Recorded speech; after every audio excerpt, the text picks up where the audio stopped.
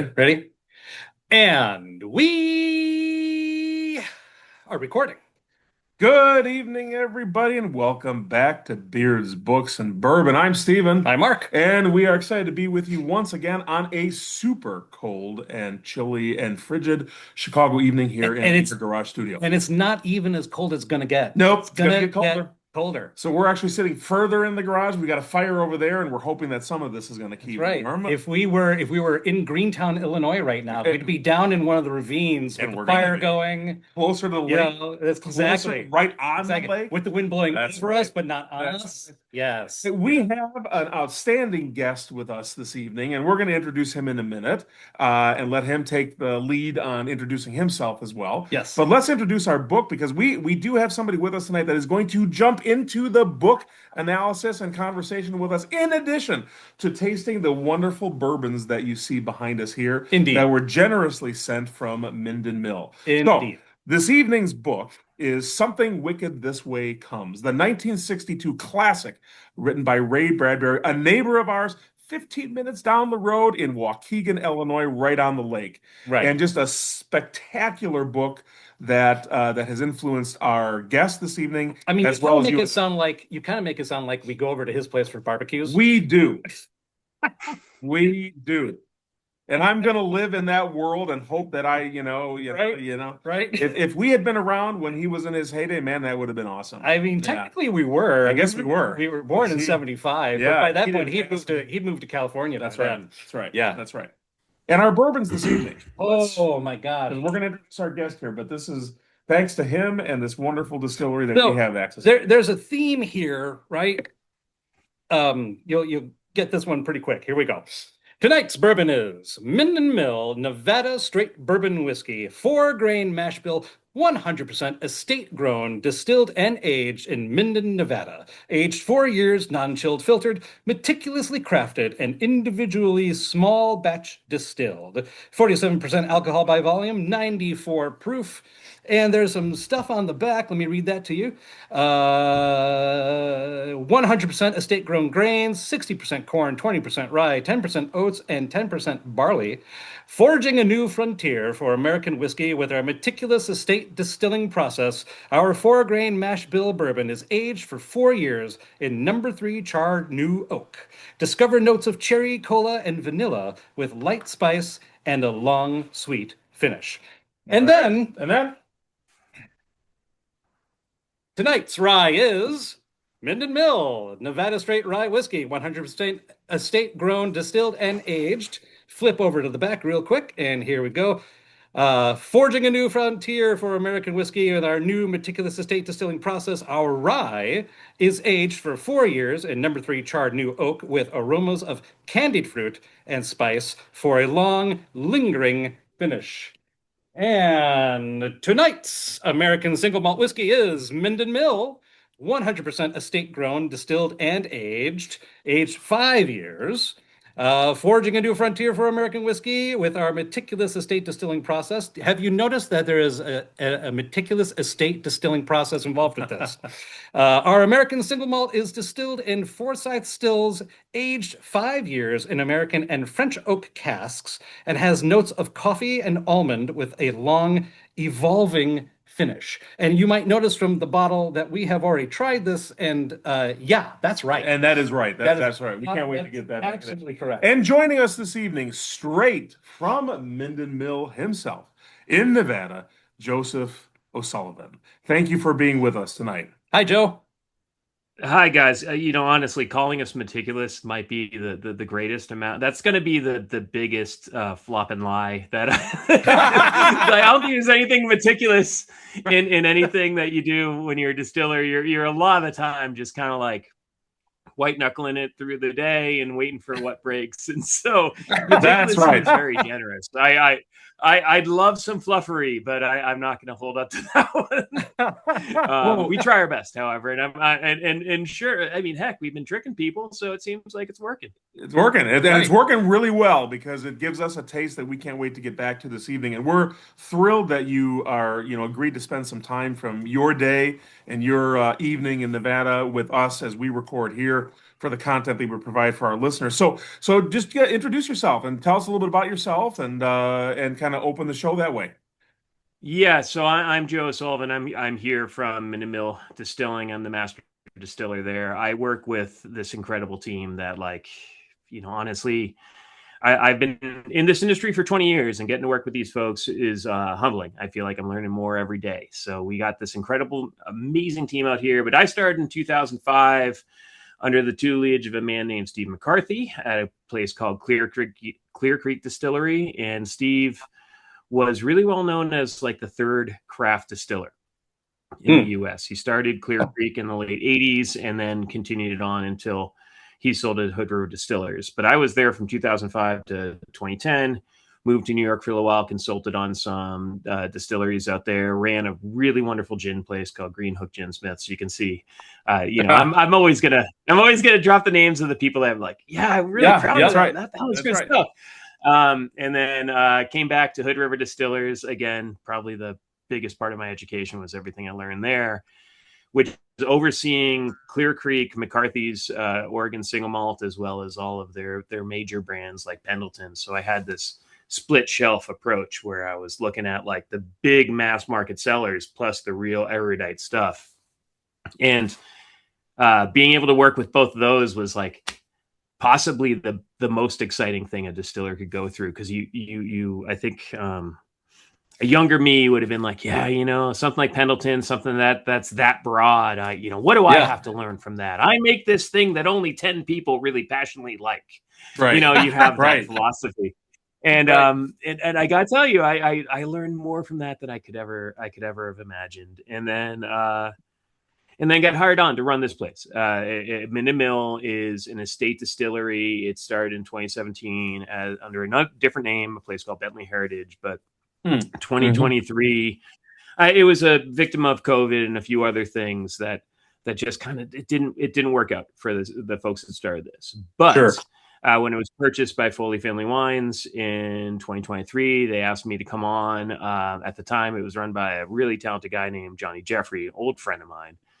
And I said, Johnny, I got offered this thing. Like, what do you think? And he was very supportive. So that's great. I've been part of this amazing crew ever since. And what we do different, and this is kind of the core of everything that we're trying to do as a we're trying to educate out about what whiskey can be, but we're already learning so much because we're in a state distillery.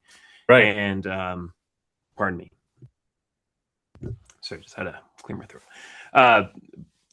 What we're trying to do as an estate distillery is really work with this concept of terroir within grain. So we grow all of our own grain. As a matter of fact, in the state of Nevada, 85% of your fermentable goods has to be grown by you yourself within the state of Nevada if you're going to work under the estate distilling license. So we use our license if we don't adhere to this.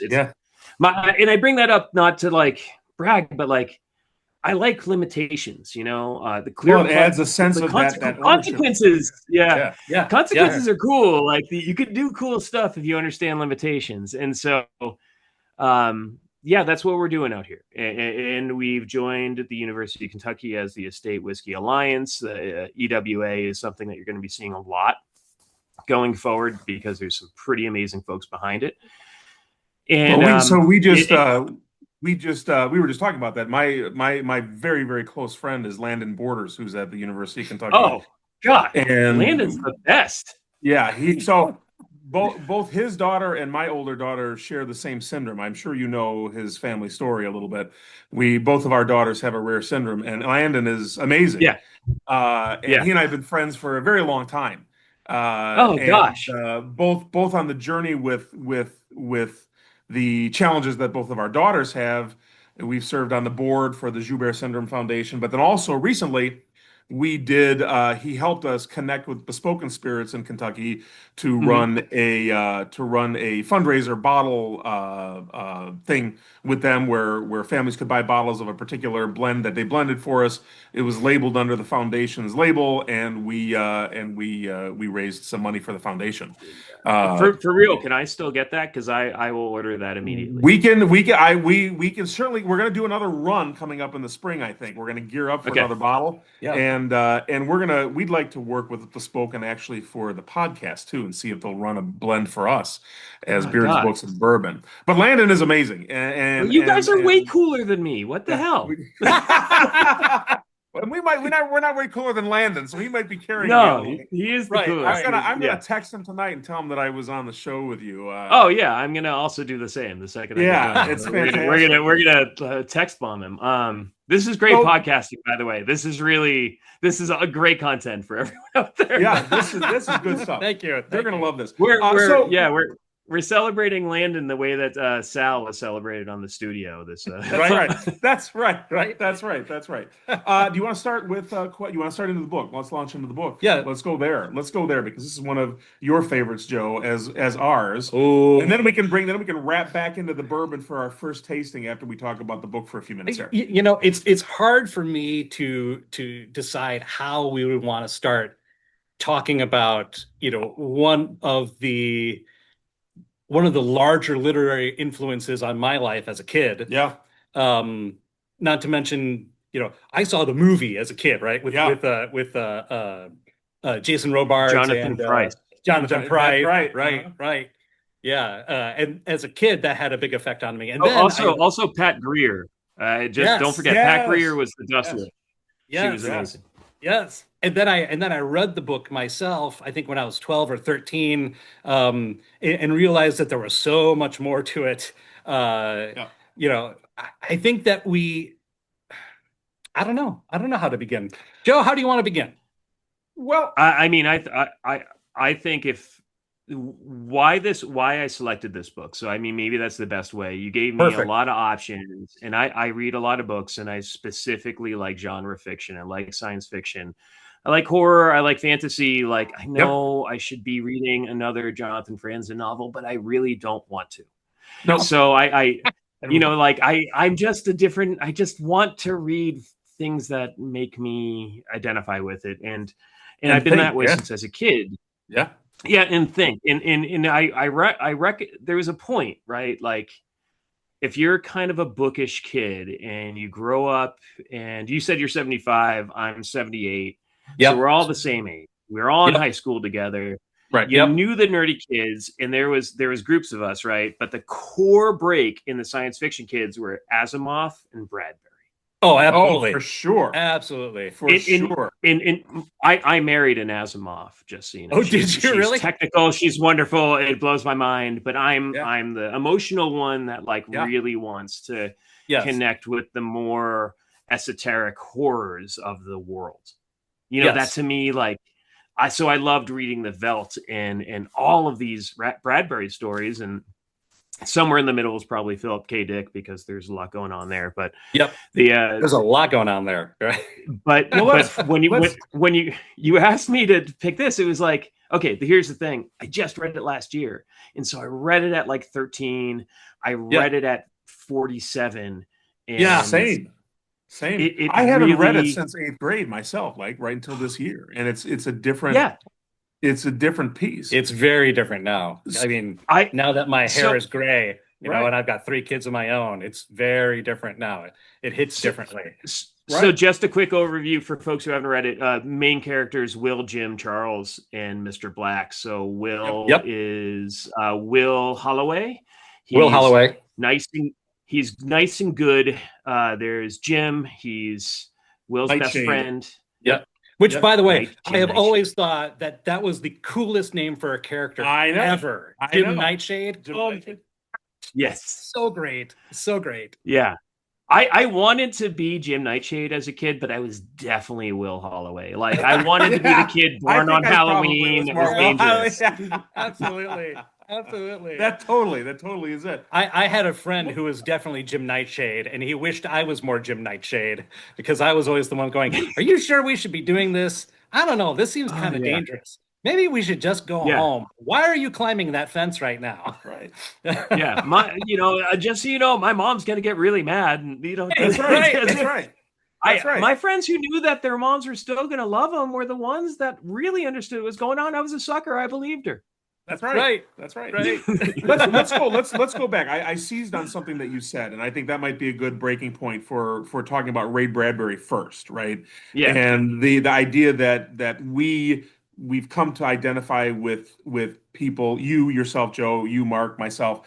I know that I do. I'm a teacher, right? I identify more with emotion and with imagination and with kind of the esoteric rather than the scientific or the calculations or the theories and the theorems and the equations and so on and so forth. What do you think? What is your general feeling for why Ray Bradbury leaned into imagination and emotion more as part of his writing? Because it speaks to, a man like you and me and Mark differently than it might speak to my wife, for example. My wife seems to be similar to yours. She's a healthcare worker. She's a scientific mind, a logical mind, and I am so opposite that. And I identify with the imagination and the emotional part of Ray Bradbury's writing. I'm right down the middle. So the esoteric. if you had to ask me, I think it's between the people who are comfortable not knowing and the people who need to know. Yes. And for me, as a Bradbury fan, I know I can never know things. No matter how hard I try, I can work to understand and philosophize and research, but it's still foreign. And that is not just applicable to the larger world, but ourselves. And to me, that's why his books are so interesting and why it's been so crazy to read this now 35 years later and say, holy shit, I'm Charles. Right. Because I'm dealing with mortality. Right. I mean, it's just an amazing book. So I do the same, I do the same thing so I teach, I for most of my career, I was a university professor. And then about 8 years ago, I switched over to high school. So I teach at a local high school over here, and I teach French language and literature. And Mark has heard this story before. It's a similar, we just finished in one of my honors classes. I'm going to go read a book. I'll be back when he's done. The Little Prince, right? And you've either heard of The Little Prince or you haven't heard of The Little Prince. And it's the same type of thing. Later, 40 years later, the reading of it is so much different than when I first read it when I was in 8th grade or 7th grade, right? Yep. And you taste a different flavor of these books as you age. And Ray Bradbury speaks to you differently now than he did when we were adolescents. And that's the amazing part. Entirely, but it's so surprising to me who doesn't, right? So I also in the same year reread Valis, the Philip K. Dick book. Yeah. Which when I was in, I was in college and I was reading Philip K. Dick, and boy was I hyper psychonaut in my opinion, had dumb as I was. But now I reread it and Valis didn't resonate with me in the same way. I didn't gain on it. As a matter of fact, I found it really good, but more just a really clever storytelling. It lacked the prose, it lacked the humanity. And I haven't found a book like this that I've reread that hit me differently as an adult, because I also have reread lots of I'm on a Stephen King thing lately. So I've been rereading you got to go back and listen to a couple of our episodes. Our first 2 episodes were we've been on a Stephen King thing for 5 years now. Oh yeah. Oh geez, I know. I sped through The Shining like I was loving it, but it's fantastic. I learned a lot from it, but it was more like I was dumber as a kid. I didn't get it as a kid. With this, I feel like I still really got Jim and Will, and now I really get Charles, and so the book has grown with me, and it's just different in a way that I haven't seen really come out. And we haven't even talked about the big baddie of the book, because I don't want anyone to think that this is not genuinely a scary book at times. It is, because it is. Mr. Black is horrifying. It is. Right. Well, and I forgot how terrifying the Dust Witch was, and that was a flashback memory for me when I got to that part, and I had not realized that I had buried that probably in my Right. in the back of my mind over time, right? And it kind of regenerated. So, um, with that said, uh, Is Cougar and Dark's Pandemonium Circus? right, Yes. Cougar and Dark's Pandemonium Circus. Yes. Yes. Yes. It's interesting because what I never noticed before when I read it as a teen and then going back and reading it now is that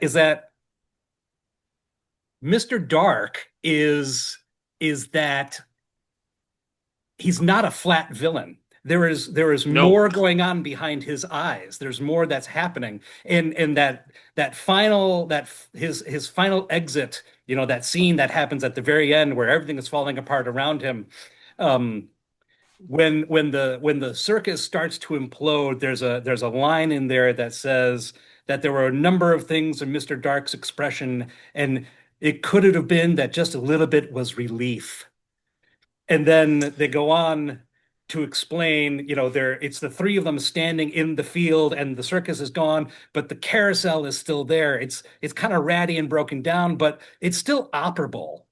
And Mhm. they start thinking about, well, if we just went a couple years forward, then Will would be bigger, right? Or if you went 5 years forward, then Jim would be the adult that he Right, wants to be. right. Or you go 20 years back and Charles can finally be the young man that he always wanted to be. But then you start to love it and you start to do it again and again. And then you start to invite your friends. And then soon you're the owner of the carousel and you become Mr. Dark. I love that. I'm Yeah. starting at the end of the book, I know, but No, spoilers. I mean, Hello. you've clued on to what the core theme of this is, which is aging and what Yeah, that matters, and I think why it works so well as a young reader versus an adult reader, which is like Jim so badly wanting to be older, and of course we're identifying with Will. He's kind of the protagonist, so we're really in right, his eyes. But right. with Jim wanting to be older, but at the same time, Charles, Will's dad, like he doesn't want to be younger because he wants to be a kid again. He wants to be No. younger so he can hang out with his son because he's Right, Right, 52, which right. right. at the time in 1962 was probably a very An different older thing than age. Yeah, now. But like, yeah. he was really tired and he felt his age. And Well, I think, all of us like born in the 70s, that's an insane thing to say. I think all of us are really kind of starting to come to that moment yes. and given the option in like what is it worth to go back and how does it change you was a really interesting thing because there are people who are changed and even Will is partially changed and Yeah. I think no, we're not going to spoil the ending, never mind. No, no, No, But spoil no. away. They've had several I years. guess Right. It's been around for yeah, 6 year book. older books. We tend to spoil. But you know what you say, Joe, resonates. Like you just said something, and it gives me a couple chills here because we're arriving at that crossroads that Charles is at. Right, we're Right. arriving at that moment in our lives. I'm going to be. I was born in 1974, so I'm the old man in this group, right? That's right. And Old. and I look at my son and my two daughters, and I'm like, wow, we're now in high school, and I'm like, okay, now we're in this stage where I'm moving forward. And you mentioned Stephen King, and a lot of the themes. There's another book too that Mark and I reviewed. I think it was in season one, maybe season two. It was Blake Crouch. He wrote Recursion, and it's Mhm. this whole idea of wanting to start over, wanting to have some type of control to rejuvenate and replenish the relationships You can go back in time and you can make a change, but you kill the entire timeline by doing by it. doing it, right? But Oh, even the relationship between father and son in The Shining and in Doctor Sleep, Yeah. is intense, right? I mean, those relationships evolve over time, and through Charles and through Jim and through Will and and Mr. Dark, Mr. Dark is not only an intense protagonist, he's a reflection of who we all are. Antagonist. An antagonist yes. who's a reflection. He's a reflection of who we all are in some way and at some point in our lives. The Right. different fears, the different processes, the different journeys. he represents who we all are. Carrying his past and That's his circle of friends That's or right. minions literally on his skin, the illustrated man. That's right. Yeah. Yeah, and I mean he's a manifestation of regrets as well as temptation and desire. Like he all of the carnal things are there. Yeah, And of that's course, I right. think it's Will that he's showing the dancing lady to. Yes. Yep. Like at one Yep. point, like, yeah, we know that lady's naked. It's not Right. said, but we know But it's she's there. naked. Like That's right. that's Right. part of what he's doing. And you know, that's about as close as you get to. One thing I really love about Bradbury, I have to say at this moment, is that, like, as much as I've read, he can talk and kind of guide around these ideas of growing up and growing older. Yes. And, you know, Stephen King will always do it in some sort of really cringy, hilarious, In many hilarious ways, sex yeah, scene for sure. where, yeah, Right, like right, that right. guy has the most ridiculous names for boobs. Like he just cannot Right, help but right. make it really uncomfortable for the reader. But But, like you always I kind of do- lower the book in that second, and you're like, hey, should I really keep reading this? Oh, no. Yeah, okay. Those are the ones I highlight on my Kindle because I want a solid collection of just You want really some. bad sex scenes from Stephen King books. But when Bradbury introduces the same sort of concepts of growing older, he's much more poetic. He kind of goes around it, and I think it's still actually more impactful. Well, And so, like, that's what he's in. So he's taking this young child, Dark, I mean, and he's enticing him to what adulthood is. right. Well, he's enticing the entire town. He's enticing the children with the future. He's enticing the adults with the past. with the past Yeah. and the regrets that they Yep. would love to change, right? Yep. The things that they Yeah. never got to do, the things that they wish that they hadn't have done, right? The decisions that they wish they could have made differently. And that's how each of them fall into that trap. Going back to what you said about Bradbury's writing, I have always felt that Ray Bradbury's writing was like poetry with dialogue. Because he would have straight dialogue, very intelligent, but straight dialogue for his characters. And then the description around that dialogue is straight up poetry. It is lyrical prose, you know, and I think that's a quality that Bradbury has that I have not seen with other authors. I agree entirely. I've kind of in my mind paired him alongside David Lynch. Oh yeah. in many ways, but it's because and I'm not talking about like the really horrific things, but there are moments in all of his movies that are beautiful, and then he has Straight Story, which is actually kind of Bradbury-esque in its timing. Its patience and its reflection.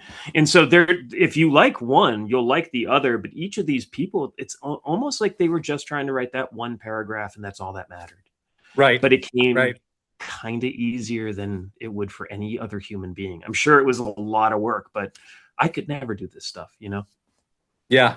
Well, we could talk about it. And if we think about and I'm gonna guide us to the bourbon now for a moment. So if we think about the emotion and the imagination and the colorful poetic waxing of Ray Bradbury, what are those things? What are the emotions and the imagination that has brought you to distilling? And what did you pick up and what did you pour there? Oh, I got the same order as you suggested. I got the bourbon, the rye, the single malt. You got the bourbon. Perfect. Here. Okay. Yeah. So let's wax poetic in the tasting of the bourbon. What is some of the creativity and some of the imagination that brings this Minden Mill Nevada straight bourbon whiskey to the forefront of our tasting tonight? So you know, it's been one of the greatest honors of being part of Minden Mill is the fact that I get to represent so many good people. I tried to introduce with that, and I really want that to be clear because this is a huge teamwork, and I'm a big believer in representing a lot of folks and making sure that this people understand this is from a region, painting that aspect of poetry, but it really comes down to also ingredients, and so I want you to consider with the bourbon, the corn that we use. We're an estate distillery, right? Right. And as I said, that means that 85%. I just want people to understand it's something that it's real. Like estate isn't just fluffery. And we're growing this grain because we know it has a distinct quality from this region. We believe in this, and so does everyone that knows Landon.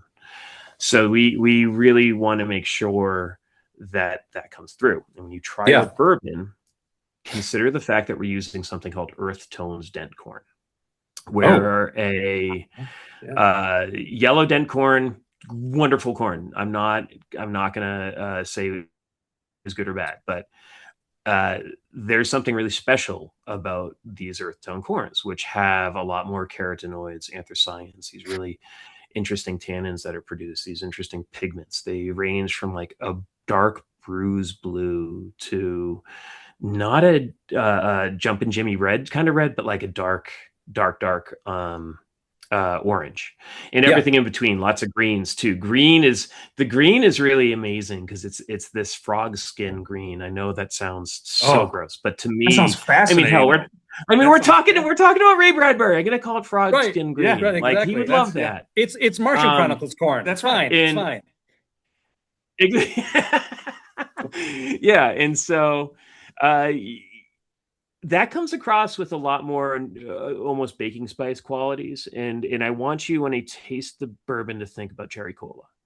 So let's start with that. And then ultimately, by the end of this, I just want you, I want to talk about the watershed, because that, and more than anything, is the place. So to the bourbon. And Landon says hello, by the way. I just texted him. He's a good dude. I do get cherry cola. I do get it. And the vanilla is mixed in there with it. And then right after that, I get spice. And then the spice kind of I get a mulling. Yeah. And then it kind of it smooths out, and then I get this sweet aftertaste. I get very sweet. Yeah, on the finish. Yeah, sweetness is we're a sweet distillery, never cloying, mind you, but like embracing fruit is definitely something part of our flavor profile. Yeah, and proudly, like, this is just a direction that a lot of people don't want to explore. Like, embrace the damn fruit. There's cool stuff in there. It is lovely, and we had not opened this bottle until just now. Right. So this is a first taste for us. The only one we couldn't wait on the single malt. We had to try that one. Although, I don't know. Yeah, and we got a pretty sizable. Was Minden Mill at? That's where we met them at the Bourbon Fest here in Grays Lake. We did. We met them at the Bourbon Fest in Grays Lake. In the summer. Yeah. Hayden, you met Hayden, my boy. Hayden. That's right. Yep, that's right. So we tasted it then, I'm pretty sure. Yes, we did. And that such a smooth after flavor for me. Yeah. Mm-hmm.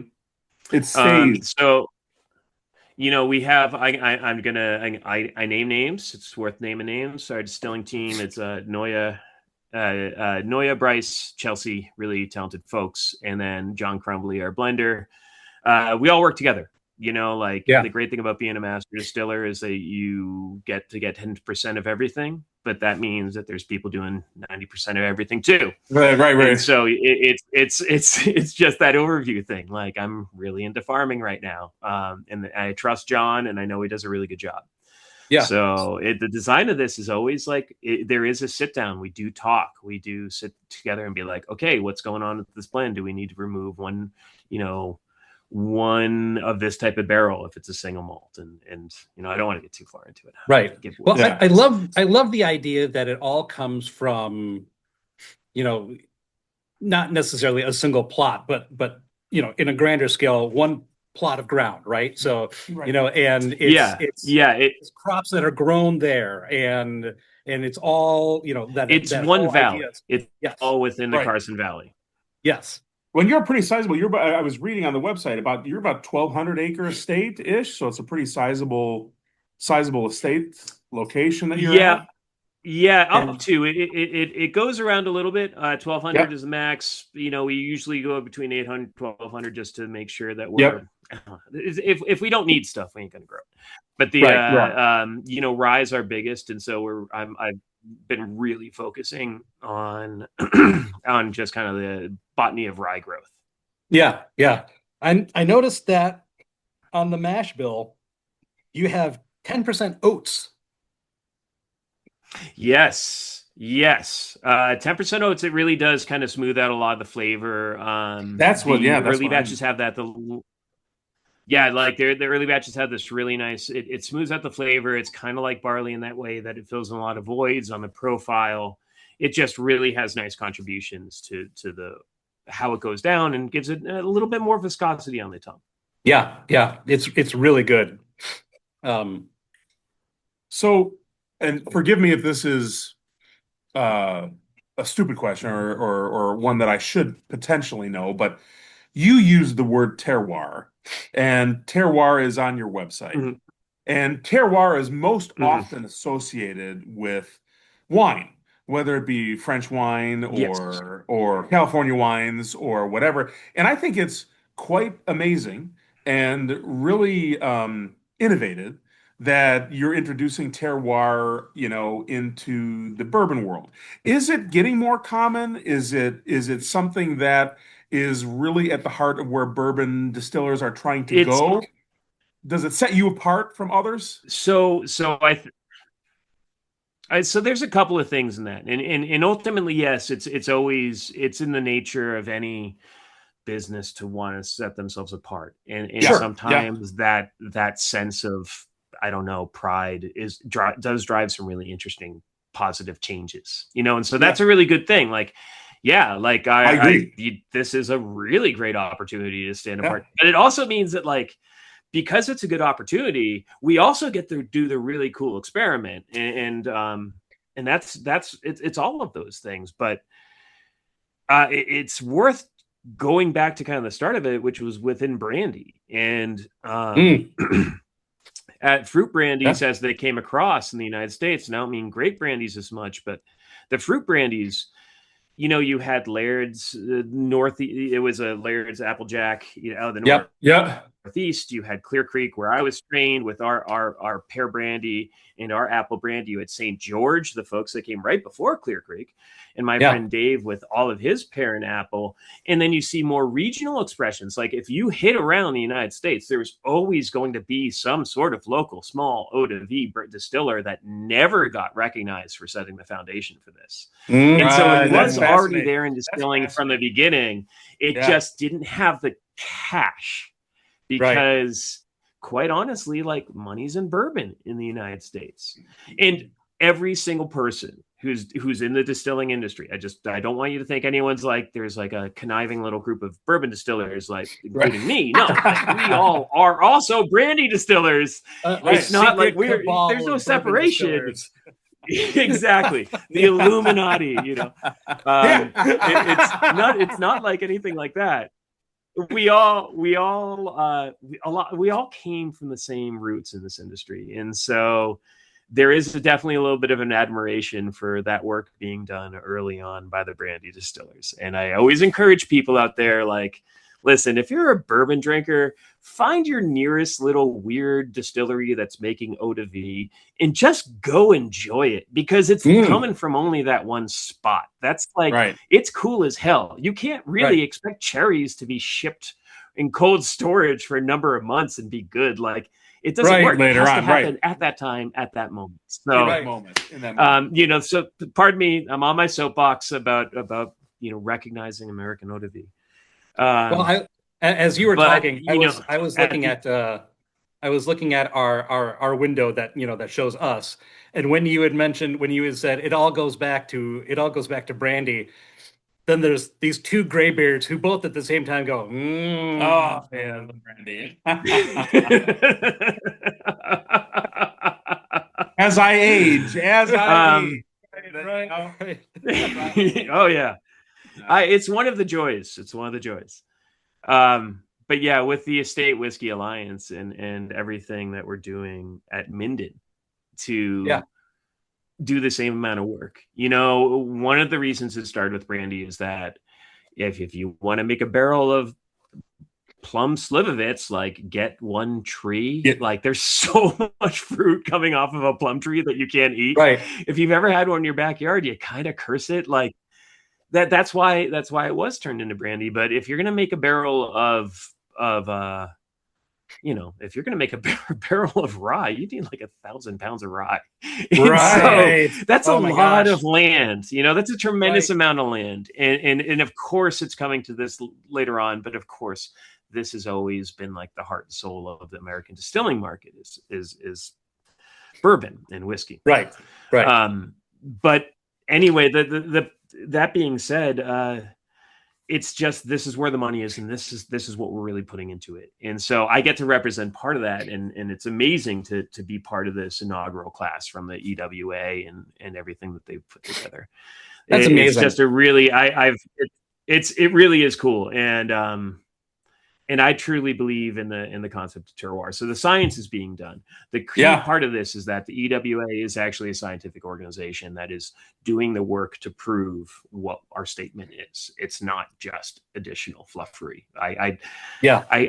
Everyone has to deal with it in life, but that's never been my favorite thing is fluffed up. But in this case, it's like, we're really doing the work. I'm really proud to be part of it. I'm really proud our distillery is too. That's great. I love that. That's great. You want to switch back over to the book? Let's go back to the book. All right. So let's jump into the story a little bit, right? So we've got Jim and Will, who are kind of our icons of innocence, and at the same time also kind of our icons of the possible future of light and dark, right? And it's in Jim's name, right? Jim Nightshade, right? And neither one of them has the traditional nuclear family. Right. Jim's dad is not present. He has his mother, and he's constantly worried about her, and she is worried about him. Yep. You have Will's family, where his mother is younger, his father is older, and his father can't seem to get past the fact that he is older, and like we said, he's 52 years old, and in 1962, that probably meant something, because in 1962, it meant something to Bradbury. Yeah. Well, yeah, absolutely. Yeah. I mean, people would retire when they were 65, and they would be dead by their 66, at least for men. The men really didn't last very long. Yeah. And between 1962 and now, the lifespan of men have only increased by about 15 years. Right.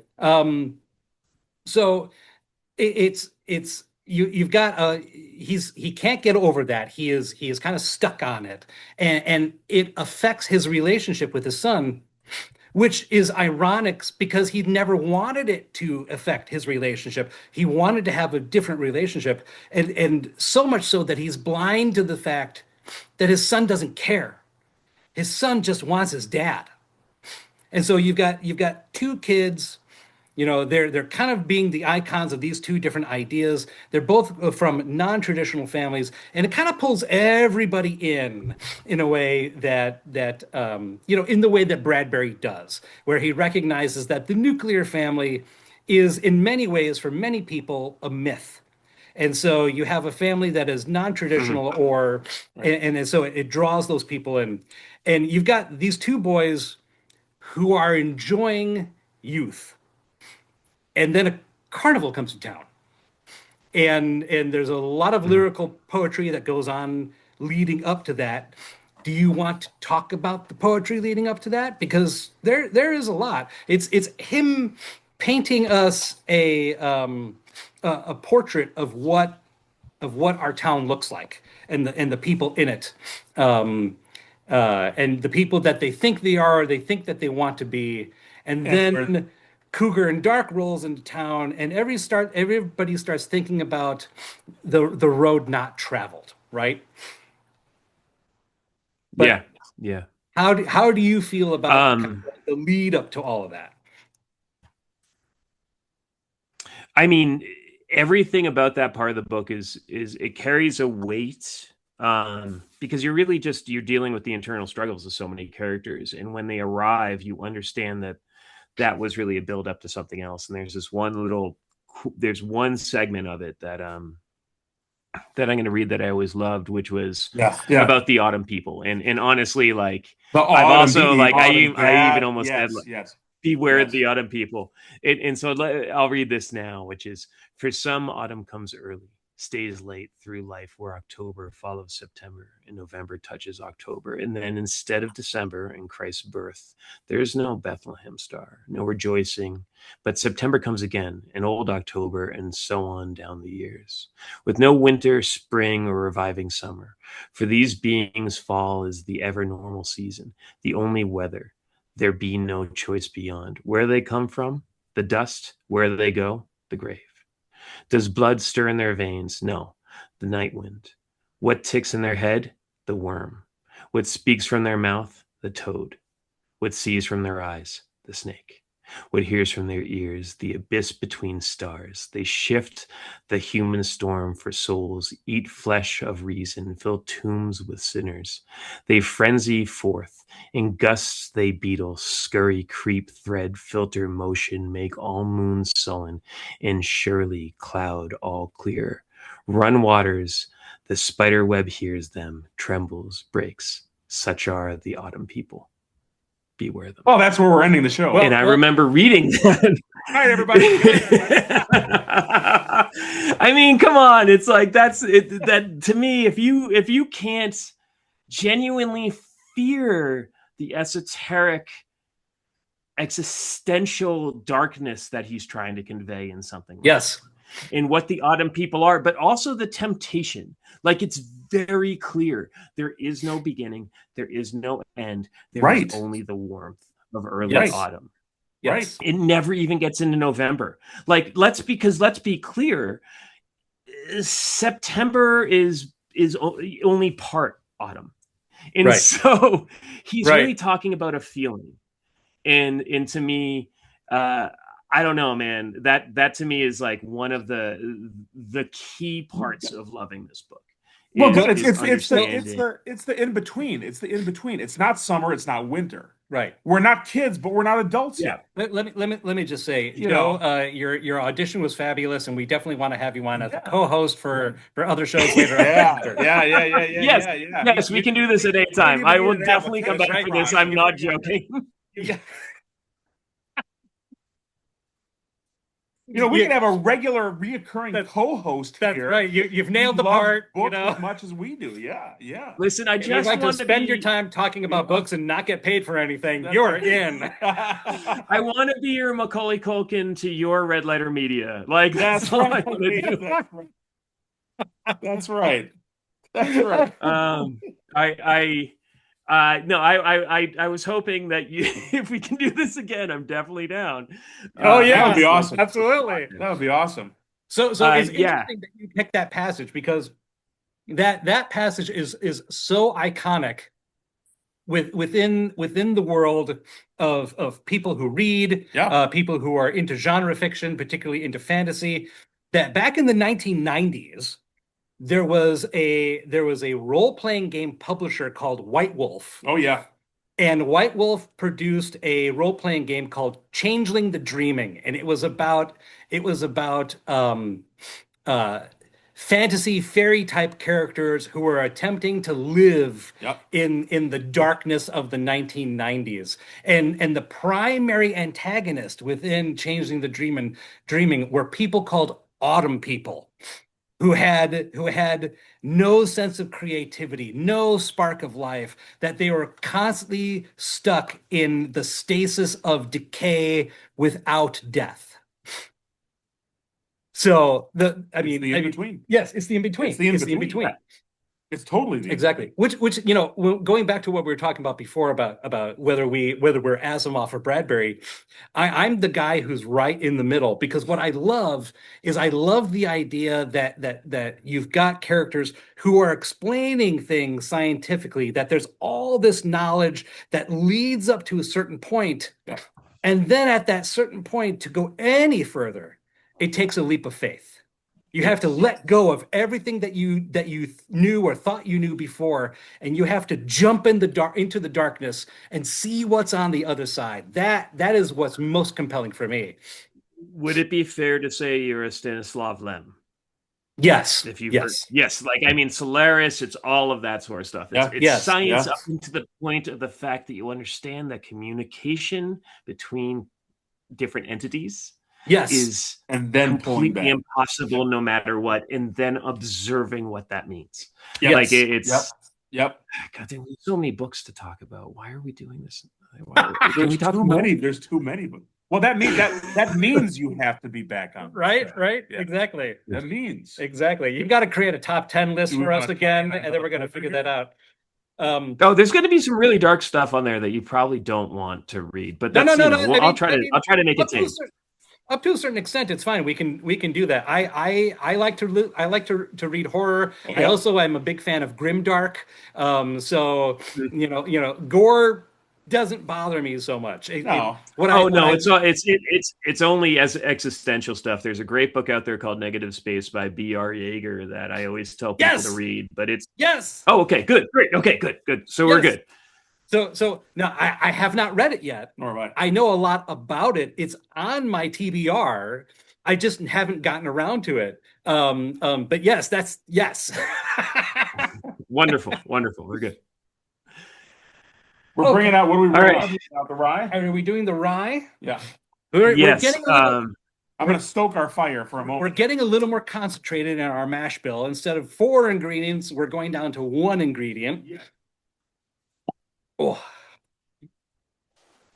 It's too cold to smell anything from the bottle. The rye is 3 ingredients. Is it? Okay. It's 80 winter rye, and then it's going to be 10 barley, 10 wheat. I know we've debated about putting that on the back or not. I think in the future editions, I'm still going to push for putting it on the back. I think that's going to make it interesting, though.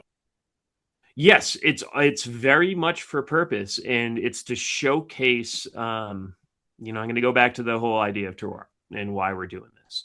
Yeah. So it's going to be the understanding of terroir within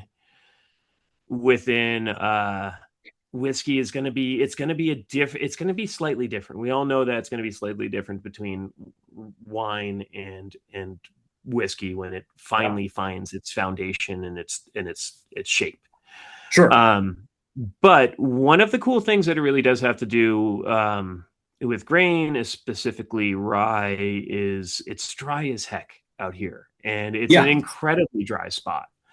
And I at the end I do want to talk about the watershed, because ultimately that's like the heart that ties it all together. Yeah, absolutely. I mean, honestly, not to completely interrupt you, but honestly, when we first heard about Minden Mill and we heard about the fact that it was in Nevada, the first question I had was, how do they manage to grow that? Right.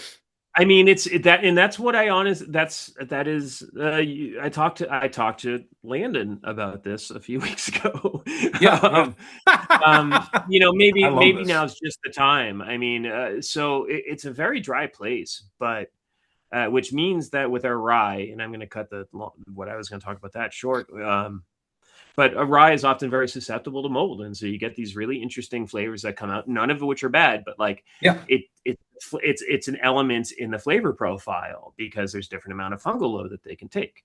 Is it a little bit like cheese and how when it's fermenting and some of them have mold built into them, some of them have some type of fungal growth built into them? I would. I wouldn't say as far as that. It's just I think it's a lot more innocent than that. It's just like grain tastes differently because of the microbiome that's around it. Yes. Rye is kind of is one that shows it really well, right? Like it's none of it's I think it's far more less design and way more worthy of celebrating the differences in rye grain than something like that. I know enough about farming to know that there's a cornfield half a mile that way. Right. That's my extent. I don't know much more than that at this point either, but I'm learning and I'm trying to be as good of a student as I can. But one of the really cool things about our rye is that because it's 11% humidity, we really have a very clean rye flavor, and in the rye whiskey it manifests more as kind of a candied orange. So that sweetness for sure. Oh yeah. For sure. The sweetness of the fruit that I talked about, it's still there, but instead of kind of the black pepper, you get much more of a citrus rind in a very pleasant way. And when I say candied orange, I don't mean orange candy. Right. I mean, if you It's like cure a orange very peel, thin yeah. orange slice in sugar for a long time and it Yes. crystallizes and all that sugar soaks in and it just is like this delicious natural candy. It's one of my favorite things in the world. Right. So Stephen and I, since that we've been doing this for over 5 years now, what I was telling to him about a month or two ago was that every time I went to the liquor store, I'm walking down the aisle of all the bourbons. And it's kind of, well, we've done that label, we've done that label, we've done that label, we've done that label. And I finally decided, you know what? I really need to let this field regrow, and I need to go around Yeah. the corner and I need to go down the rye aisle and see what we Yep. can find. Well, And we've become big fans of rye. right. And We originally, really have. originally I liked rye. Steve, it really wasn't Steven's bag, but now we've found so many different ryes that are Yeah. embracing that idea of fruit inside of it Yeah. in one way or another to different degrees, that we're finding things that we didn't realize could actually be there. And so it's been kind of a delight for us that this world has opened up. Yeah, and it's definitely it's worth kind of reading about the history of rye in the United States and the Whiskey Rebellion and just kind of its place in American distilling history is really interesting. And it's something that's really worth celebrating and learning about. It is how it's shaped the American history itself and why it didn't take off right away compared to bourbon. Yeah. There's a lot to be said in that discussion, and I think it's worth reading up on because it's a fun experience. But I do want to get back to what I was saying about the watershed because Yes. Yeah. this is ultimately what I want people to understand. I get this a lot, which is like, how do you do this in the high desert? Yeah, it's dry, but we are within this little oasis that goes along the Carson River, which is fed by the snow melt that comes off of the Sierra Nevada, and that feeds the east and west fork of the Carson River, and they meet in Minden, which is where our distillery is. And we even at the height of summer, I mean, we'll get our well still filling up at 150 gallons a minute. Of course, any amount of climate influence on things like, I think I'm hyper vigilant about it. I think I stress. Yeah. I stress, of course I do. Like it's important to me, not just for our distillery, but for everything. And so I'm aware of where we're at. But it's incredible because this water source doesn't just, it's massive and it's a really interesting one. And because it doesn't terminate in a river or a sea or anything like that. It terminates just in a massive marshland, a basin. And that's out by where Frey Ranch is. And so one of the things one of the things for whatever reason I've been kind of falling in love with is that we're sharing the same water source. At different points along it. And how even within that one Carson River watershed, like there's little interesting expressions of terroir because they're soil's a lot more alkaline than ours. It has more salt, and so like they have different growing stuff. Well, that's the thing, right? I mean, when you put it that way, you start to think about the ecology that this water runs through, all the different ecologies. Mm-hmm. It starts off as snow, and then it melts and it runs down the mountains and it's collecting minerals as it goes, and then it comes into rivers and it's going through different terrains and different territories. Picking up all those flavors, all those different flavors, all those different elements, pieces of the earth. Yes, as it heads towards you. I imagine that it's a chemistry that you can't necessarily reproduce because it's slightly different every year. It's got to be. Oh, also, like, stop reproducing stuff. Just do your own thing. Like it's just amazing that it can be that wild. Like, why try to copy it? Just let it do it. And also, it should be something that is to love something like that and to understand the connection that something you experience has to the world, that it does really ground you a little bit. And so to know that this is grown in a spot in the high desert where it's totally possible. I mean, as easy as other places? No, not at all. But like, we're not, we're also not, we're not pulling off of a limited aquifer at the moment.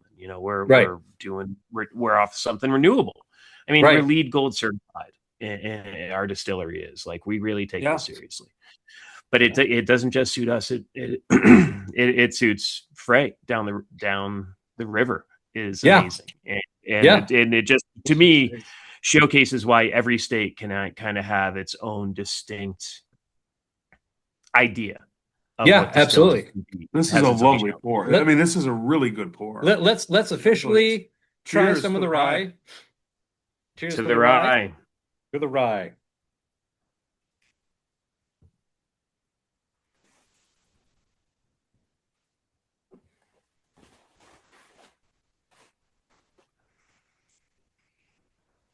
Orange So, peel. yeah, that There orange it peel, is. come on, There's that like, candied Right orange. there.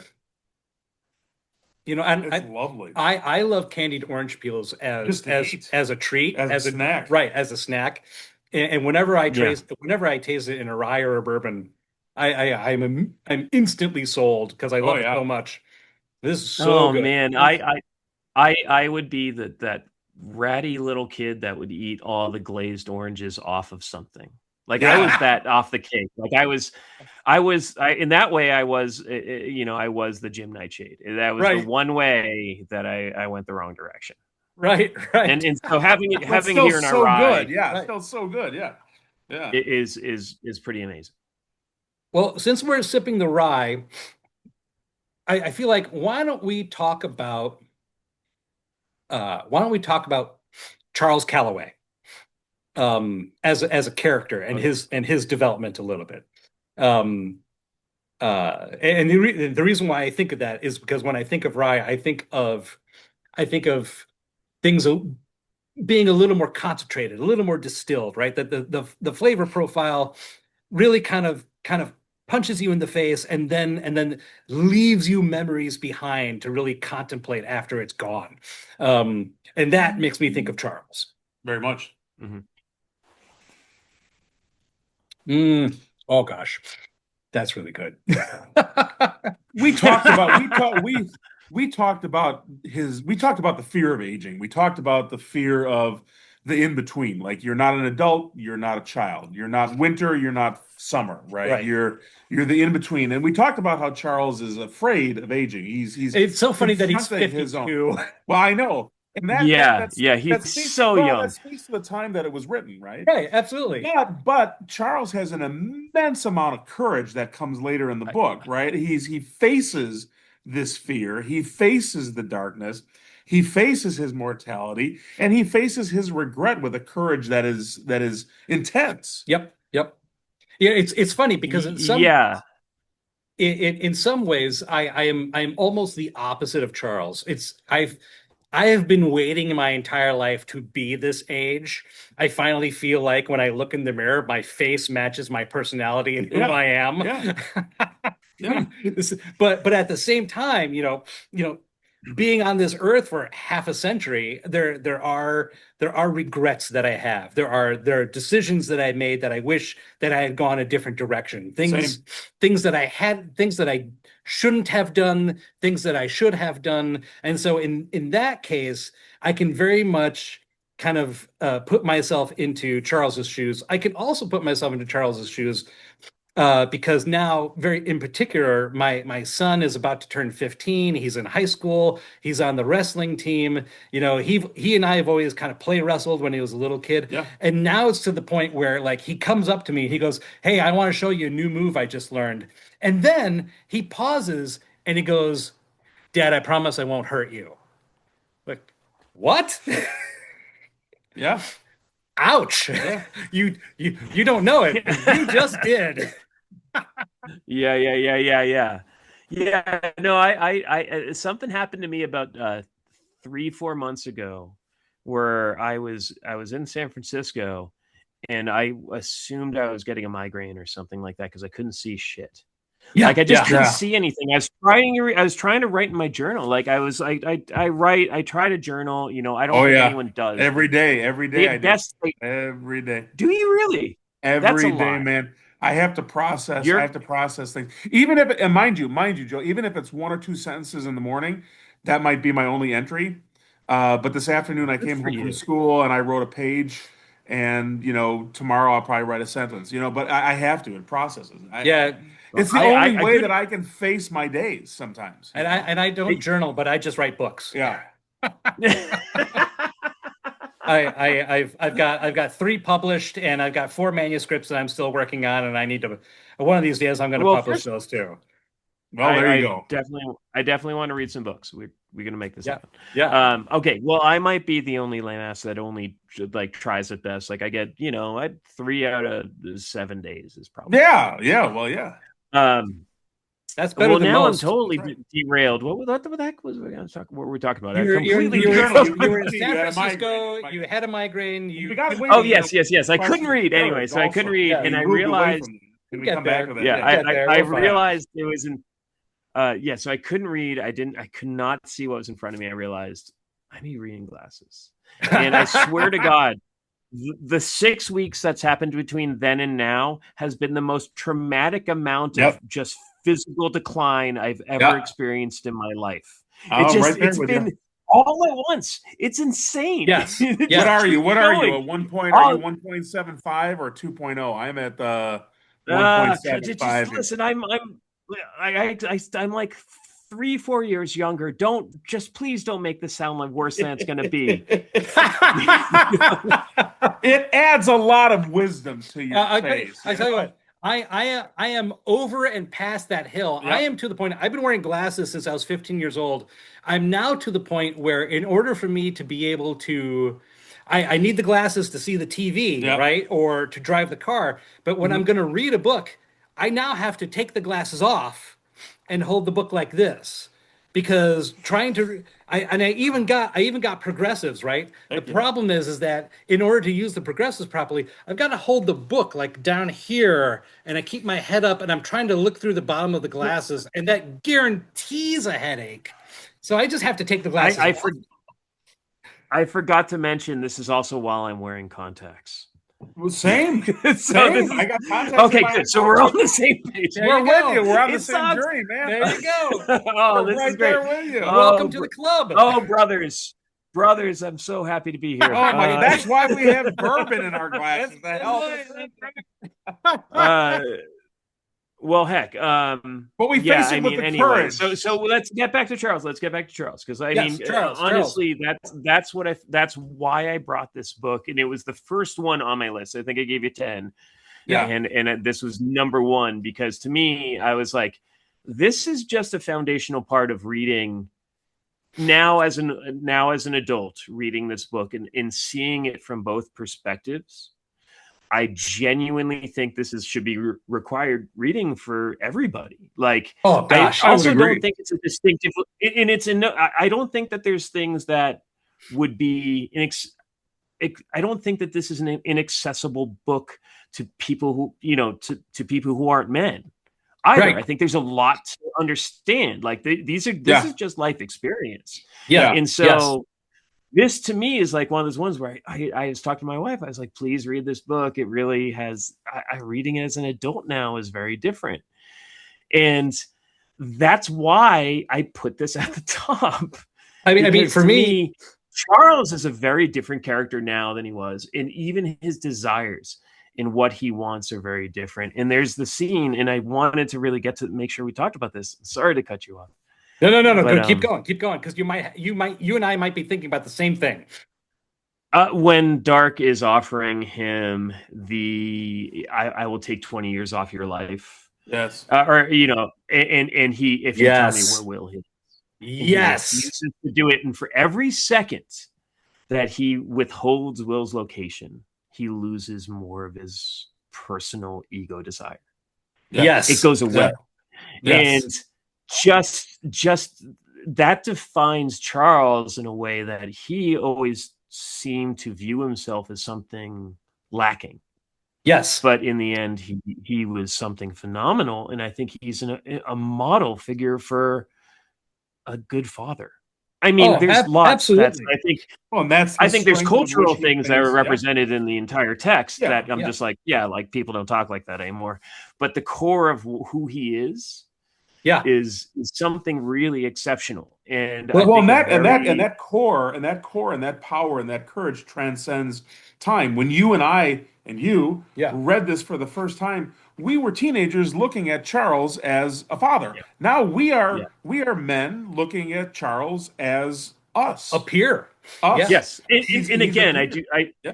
I do want to make sure, like, I don't think this is just a guy's book. Like, I think No, there's a No. lot to see in this book no. just But our about journey is experience. similar. Yeah.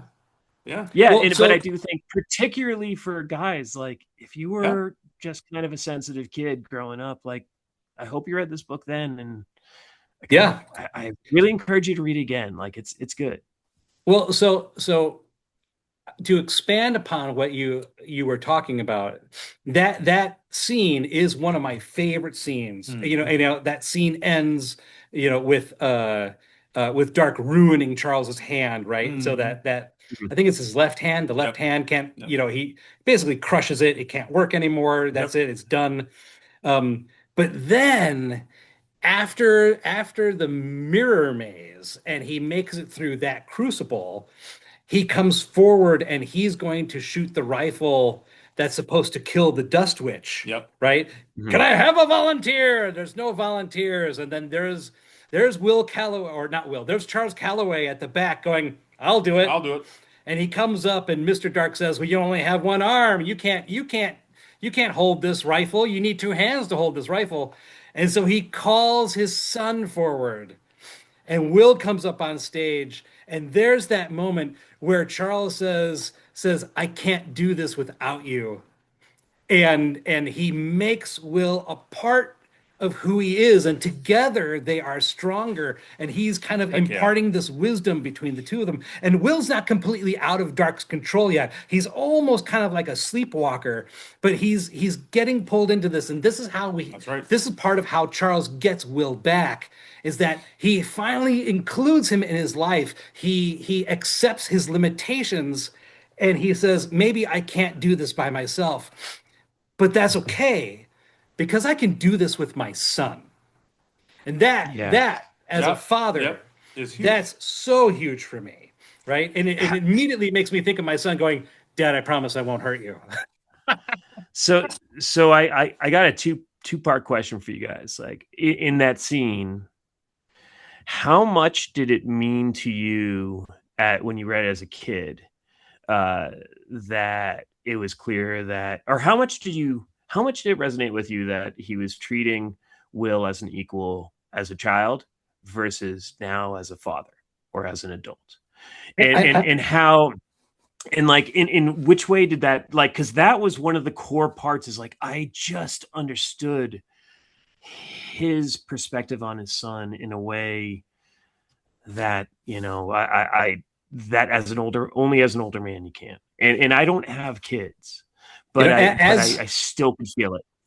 as a kid, as a 13-year-old, as a very maudlin, wearing only black 13-year-old, um, you know, that Nice. that was that scene for me, that said um that I can connect with my father, um that he can show me something that might be important, and maybe my role in it is a minor role, because what Will essentially does is he's the stand for the rifle. He puts the rifle on Will's shoulder and Right. and And stabilize yep. and balances it that way so Yep. he can take the shot.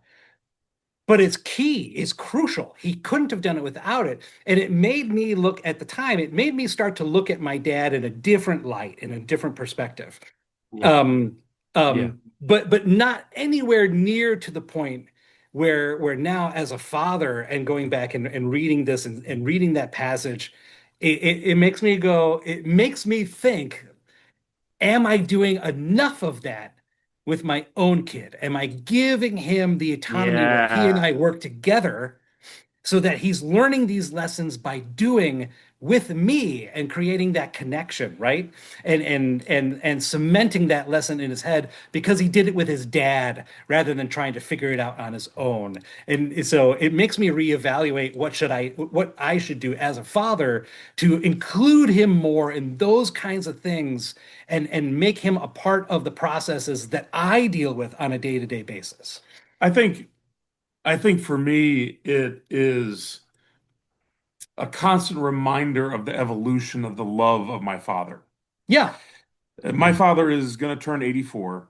I've always thought that my relationship to my father was close, but I also see in that relationship the the ups and downs, for lack of a better word, the celebrations and the foibles, the stable places and the cracks, the solid ground and the crevasses of a relationship that a father and a son have.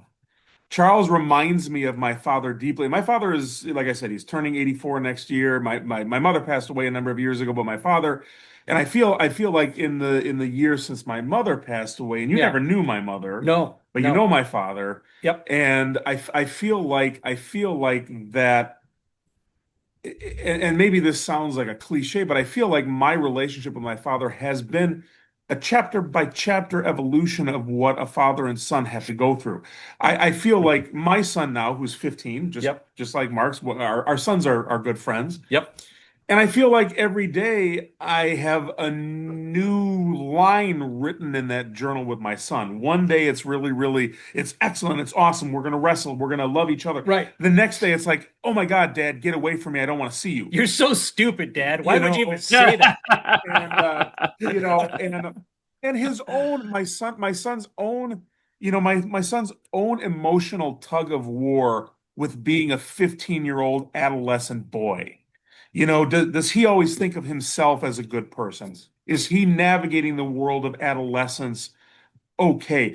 Did I navigate my own adolescence okay? And am Right. I giving him the experiences that I had to hopefully help him through some of those challenging parts? Because adolescence today is a way different experience than you, Joe, or you, Mark, or you or I had when Yeah. we Oh, were yeah. adolescents in the Right. 80s, right? There's no evidence of what we did. Right. There's no evidence. Yeah. This is a different world. And so I think your question is really, really good because it just reminds me that my father and I have evolved and Charles and Will evolved. Yes, And absolutely. I think that's really important to me. Absolutely. Yeah. Yeah, Um, I mean, to me, it was the moment of the exchange. So it's Charles, it's Will returning to Charles, and it's Charles saying, "I'm not." It's more than just a teacher at that moment. It's a Yeah. peer. Yeah. yeah. And to Yes. me, it Very was much. like that was the thing, is that Charles is, and I love him so much, but he oh my God, could you imagine being in a car with that man for too long? He would just go on and Yeah. on. Yeah. It would be like a church sermon over everything. Like, he's a Right. great Right. philosophical Right. character to Right. read, but like, to be that man's son, oh my God, stop teaching, Yes. Dad. Yes. Right. But that Right. was the moment to me where he kind of takes Will and is like, no, I need you. You have Yeah. to Well, come to me, and, because I'm not going to make it without you. And I well, and truly don't think Charles would have. yeah, yeah. Well, yeah, he stops teaching and he starts living, and he Yeah. starts including his son Oh, in that's his good. own That's a life. great point. That's a You great point. know? He starts living. He's not as distracted by Yeah. his Yeah. own I Yeah. really mean, wonderful By I his own amazing knowledge. sonship. Yeah. my Yeah. my dad passed away in 2017, and at the time I think I was 37, something like that. Maybe It's 8 years ago. So maybe in my 40s. I guess I was in you're 42, in 40s. 42. Yeah. Yeah. And I remembered that he and we were close when I was a little kid, and then we stopped being close, and we weren't close again until I was about 30, until shortly after I got married. Um, I got married. I had my first child when I was 33, and all of a sudden my dad was back in my life, Yep. and he wanted to be involved. He wanted to be a part of things, and for years my dad played on the amateur golf circuit, and right, he was he was a salesman in contract manufacturing. He did like spa kits and lotions and uh, sunscreens and stuff like that. But what he would do is he would arrange his business trips around the amateur tour. And so he would fly in, he would give the customer a ticket to the tour to the game. He would go and compete and he'd win some cash or a TV or something like that. And then he'd take the customer out to dinner and he'd get the contract signed and he'd move on to the next one.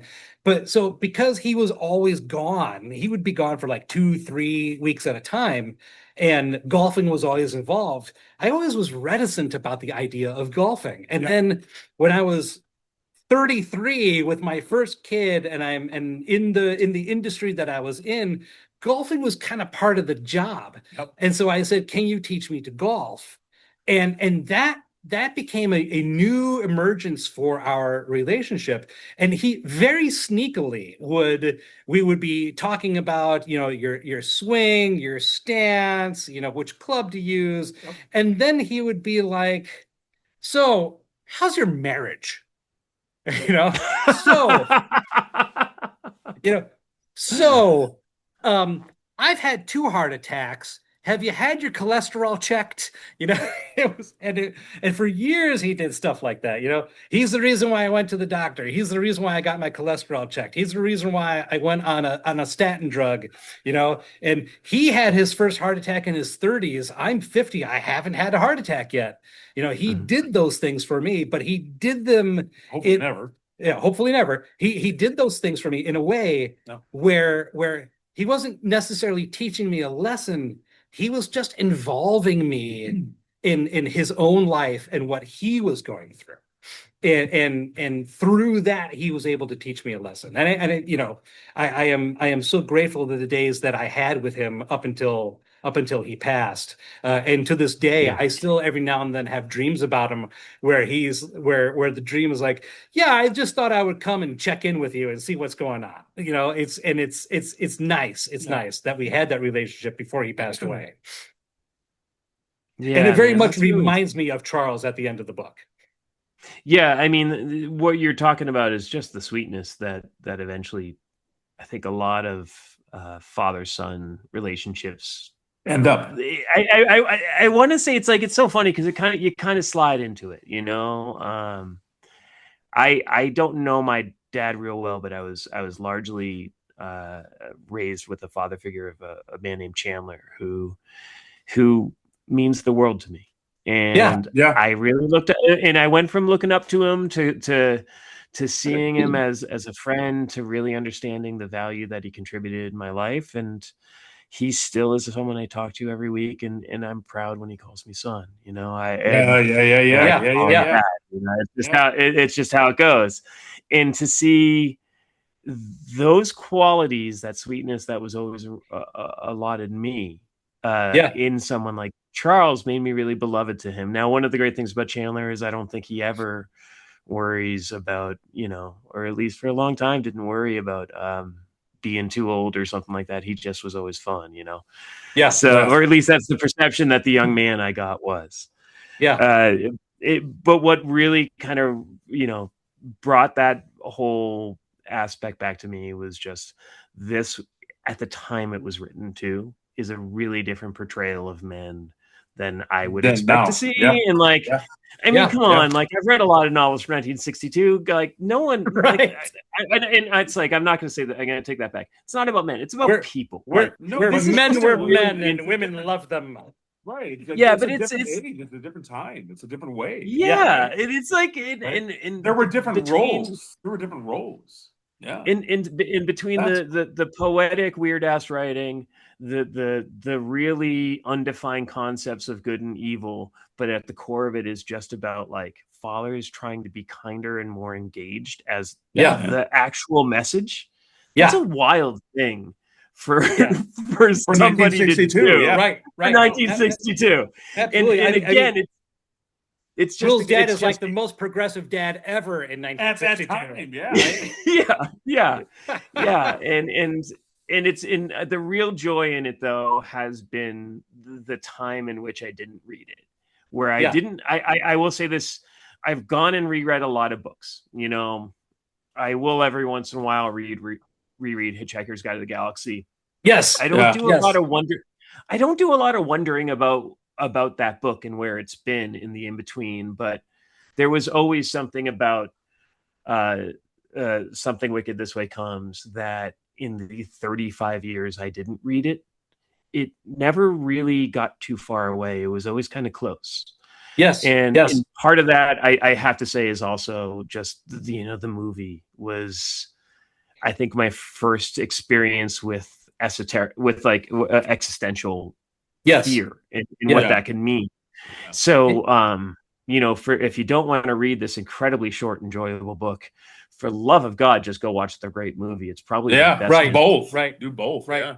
So, I'm gonna dive into that in a second, but one of the things that I wanted to say was, for me, throughout my children's life, I every now and then, or probably more often than every now and then, I ask myself, okay, am I a good dad today? Mm-hmm. Am I doing the right things? Am I reacting the right way? And sometimes I could say yes, and sometimes I could say no.